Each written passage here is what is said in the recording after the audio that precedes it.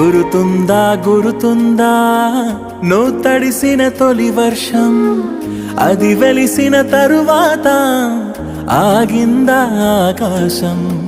గురుతుందా